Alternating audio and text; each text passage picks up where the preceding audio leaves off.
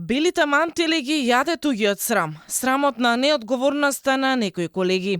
Особено по скандалите за смртта на малата Јана, новороденчето во Битола, како и непримерното однесување на анестезиологот во Тетовската болница.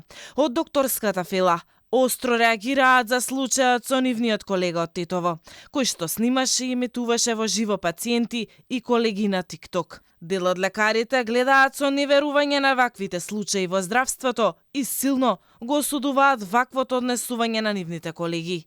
Според доктор Бајрактаров, државата вакви случаи не смее да толерира и треба построго да ги санкционира. Мислам дека тоа е еден драстичен пример на злоупотреба на социјални медиуми, кој сигурно дека треба да се осуди. Нема никакво оправдување за таквите однесувања. Друго е што ние треба да работиме на еден морал, општествен морал, според кој се градат младите и да покажеме дека и како општество и како држава ние поставуваме етички, морални норми кои треба сите да ги почитуваме, кои кон сите треба да се стремиме.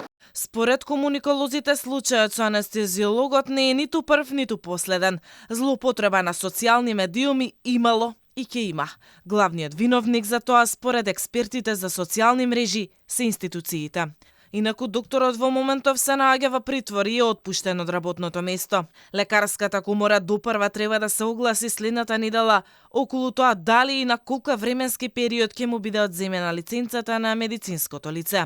Вчера, меѓу другото, се појави информација од министерот за здравство, кој изјави дека до него стигнале непотврдени информации, дека анестезиологот на работа доаѓал под дејство на наркотични средства, ама нема како тоа да го потврди, зошто во болницата во Тетово немало формирано дисциплинска комисија до пред 2 недели.